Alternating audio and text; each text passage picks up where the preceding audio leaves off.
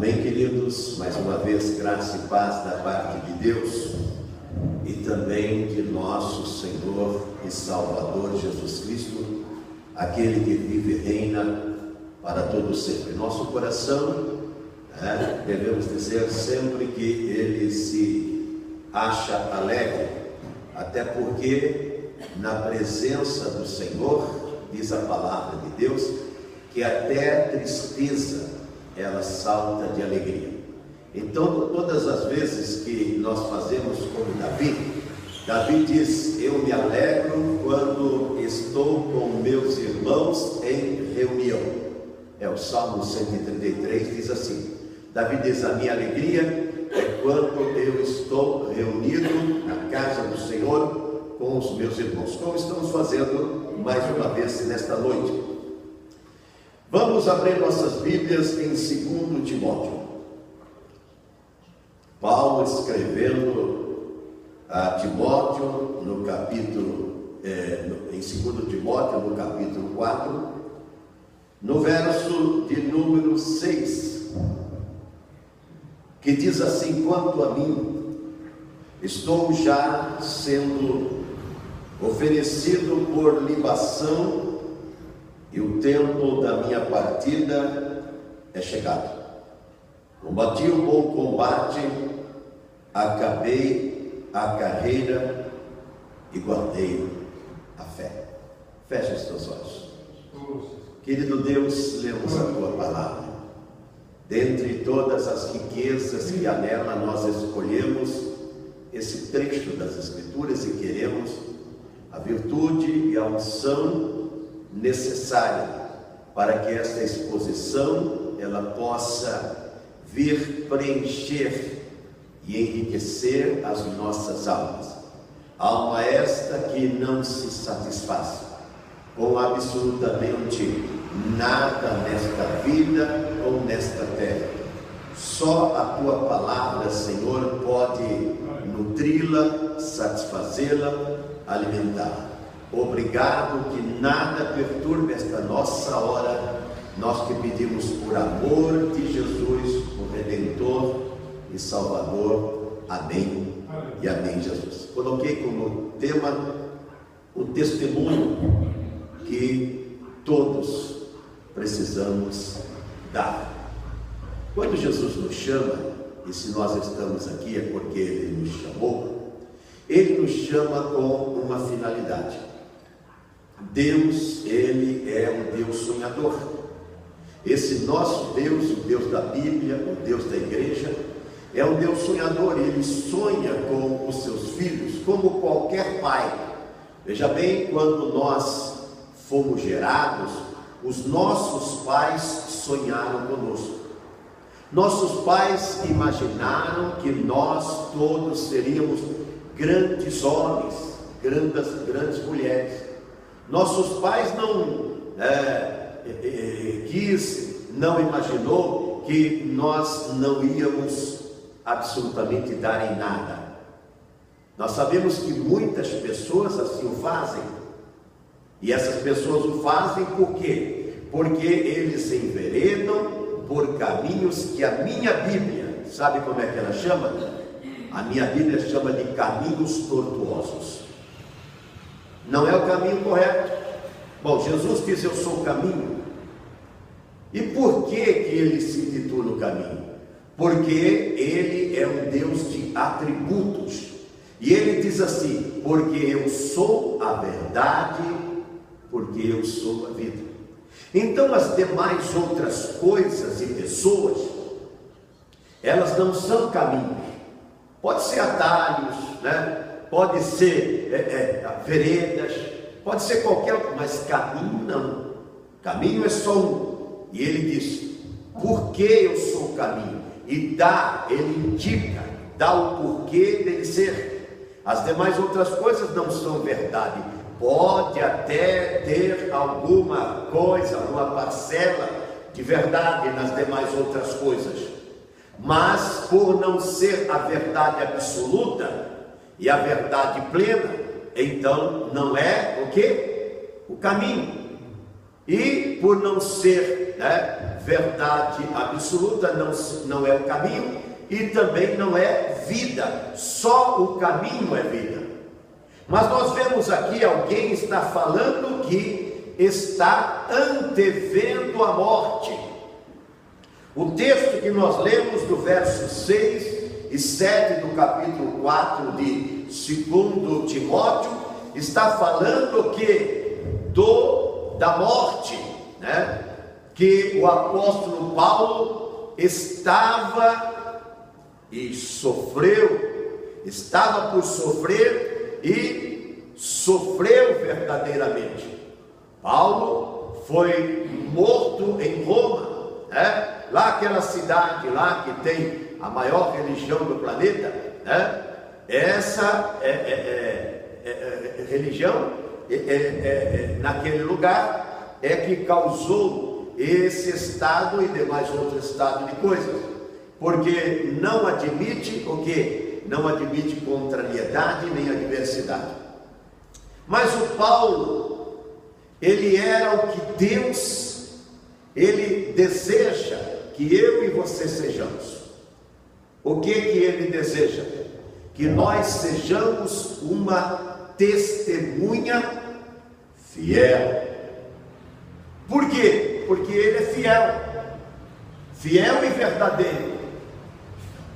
Eu, pelo menos, não estaria aqui, não sei você, se eu não tivesse certeza, mais do que isso, ele não tivesse dado prova da sua fidelidade.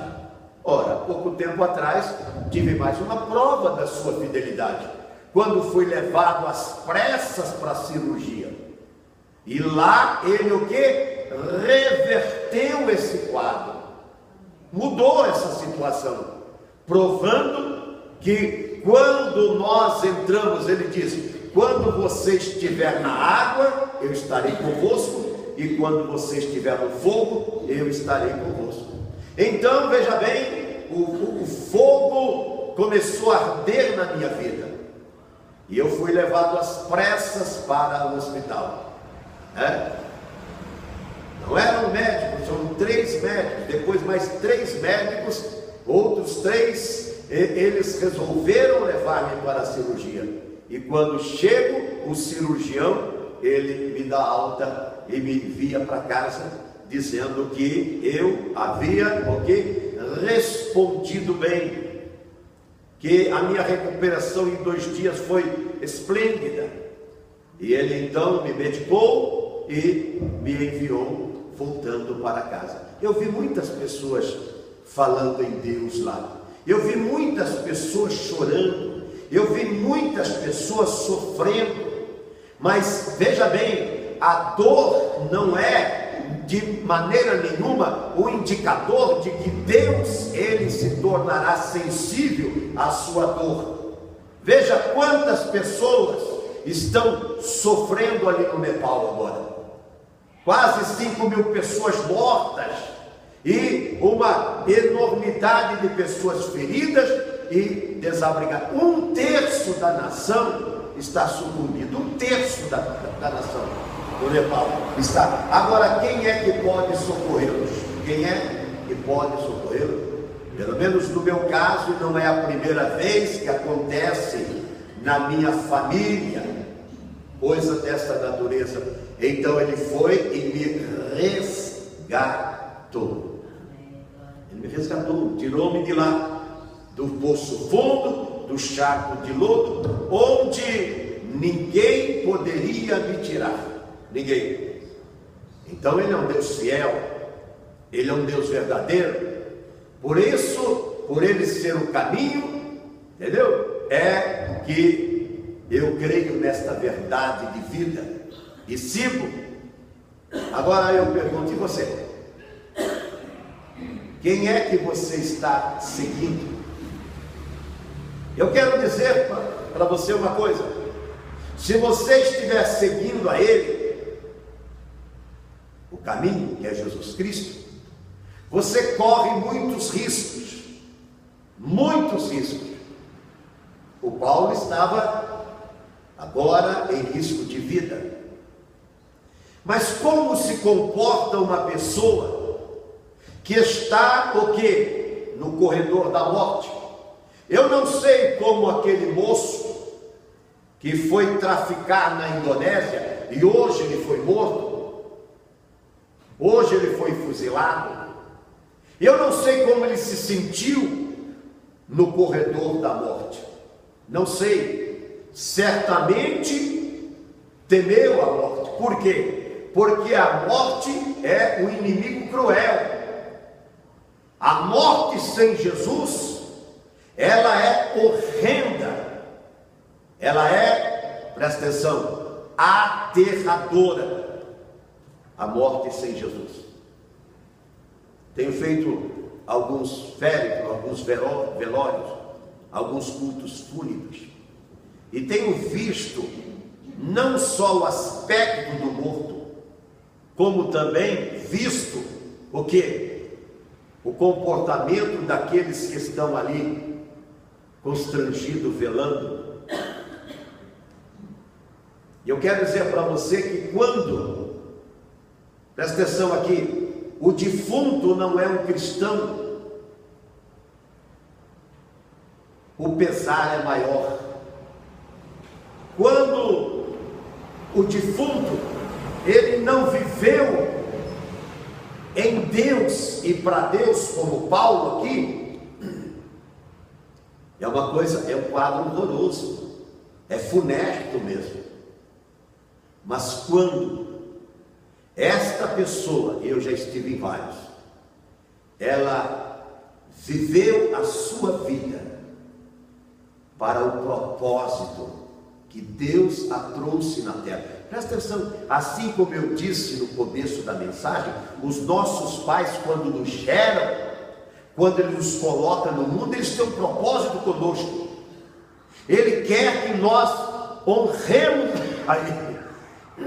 Qual pai que quer um filho que denigra e desonre a ele aqui na terra, e seja para ele uma tristeza? Nenhum pai. Mas nós vemos que uma parcela muito grande deles estão vivendo essas mazelas e esses horrores. Deus também, como disse, é um sonhador. Ele quer que você seja uma testemunha fiel. Ele quer que você não faça como inúmeros, centenas fizeram enquanto eu estive no hospital, viu? Fazendo os exames. E ainda estão lá, muitos do que eu vi lá, gritando por Deus, sem Ele poder socorrer, gritando por salvação, mas sem arrependimento. Sabe o que eles querem? Ser salvo da dor. Eles querem como aquele que está em vias de se suicidar, e ele então está querendo morrer. Eu pergunto, ele quer morrer? Não. Ele está usando agora a morte como artifício, porque ele pensa que a morte vai livrá-lo da dor. Ele quer ser livre da dor. Muitas pessoas que estão nos hospícios, que estão nos hospitais, que estão nas cadeias públicas, elas estão clamando por Deus. Presta atenção, mas elas estão arrependidas? Não, elas querem ser livres do cativeiro que estão vivendo, da dor que estão sofrendo. Mas se porventura Deus atirasse de lá, não irão ocupar esses bancos e cadeiras, não farão parte do rol de membros da igreja, muito pelo contrário, voltarão para suas práticas. Sou eu que estou dizendo? Não, a palavra de Deus é que diz. É a palavra de Deus que assim o diz. E ela é, né, a palavra de Deus, ela é o quê? Sábia. Ela é sábia. Veja bem, o homem que vive sem Deus, que está aqui, Provérbios 19:19. O homem que vive sem Deus, ele precisa, ele deve, ele tem que sofrer o dano, porque se tu o livrares, ele volta a fazer tudo de novo. É a Bíblia que fala. Eles querem ser livres da dor. Paulo não está pedindo para ser livre da dor, porque a dor para o cristão, ela é um lenitivo, é um pedestal. A dor para um cristão é o que? Um andar acima, é um passo que ele está dando para encontrar com aquele que a Bíblia diz que ele veio para retirar a nossa dor e a nossa enfermidade. Para o Paulo era assim. Você viu ele pedindo? Ele falou: não, eu combati o bom combate, acabei a minha carreira. Quer dizer, eu estou chegando no fim da minha vida e estou satisfeito. Ele está dizendo, por quê? Porque eu gastei a minha vida em adoração a esse Deus. Não é o homem de dor que está lá em Provérbios 19, não é o homem de ira, muito pelo contrário, é o homem que deixou todos os atributos do inferno com aquele que é dono e proprietário, o pecado, a vaidade, o vício, a mentira e toda sorte de dano para a alma da pessoa. Ele deixou com o seu autor, o diabo, e agora ele segue com Jesus, e a vida ia lhe ser tirada, como tirou daquele menino na Indonésia. Mas aquele menino perdeu a sua vida pela fraude que ele viveu. Agora o Paulo não. O Paulo está perdendo a sua vida, porque pela verdade que ele viveu. Esta verdade aqui, a palavra de Deus. Por isso que a pessoa não teme. Por isso que a pessoa não tem represália contra ela. Por mais forte que seja, ele não teme sequer a morte. E ele diz assim: eu estou sendo oferecido por aspersão, mas eu combati o bom combate, acabei a carreira e guardei a fé. Pergunta: qual é o combate que você está travando? Paulo combatia contra o diabo. Muitas pessoas, elas combatem contra Deus. A maioria da sociedade combate contra Deus. Por quê? Porque não quer saber da palavra de Deus, não quer viver a palavra de Deus, não quer andar na palavra de Deus. Isso daqui é uma disposição diária, que eu e você precisamos assumir e viver de tal maneira que quando chegar o seu dia, quando nós lemos o capítulo 6 e o capítulo 7 do Atos dos Apóstolos, nós vemos que Jesus, ele se levanta do seu trono, aonde está sentado agora, e vai à porta dos céus. E Estevão então contempla os céus abertos e Jesus esperando a sua alma e o seu espírito. Você acha que o Paulo também não? Você acha que o Pedro também não? Você acha que Tiago também não? Você acha que João também não? Agora você precisa achar, dizendo: eu também sim. E para você ter esta certeza, você só precisa fazer uma coisa: conhecer o caminho de verdade e vida, que não se encontra em organização, instituição, estado, governo, não encontra-se em nada desta terra, somente em Deus, através da sua palavra, que é a Bíblia Sagrada. E nesta hora nós estamos mais uma vez ouvindo, e muitos que irão nos ouvir pela internet.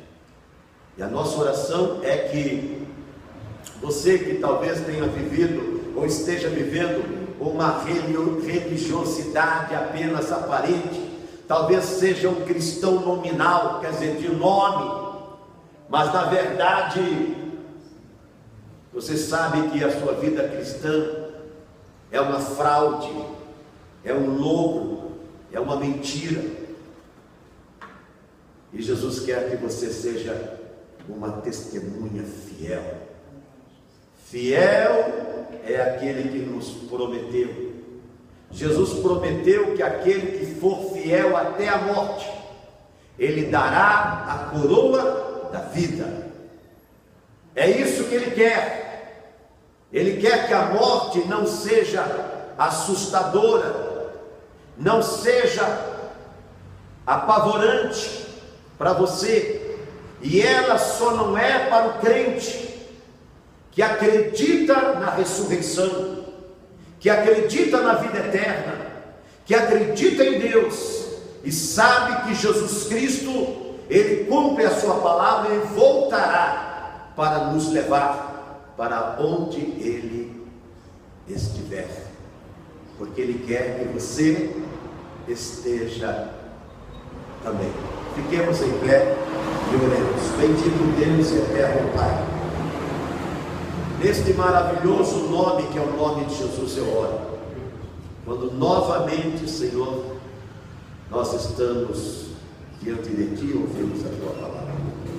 Eu oro pedindo a Deus que o Teu Espírito, Ele nos envolva de tal forma, para que esta palavra ela tenha espaço em cada vida que aqui está, que muitas pessoas não dão nada por elas, mas o Senhor valoriza morrendo no lugar delas, como o Senhor fez.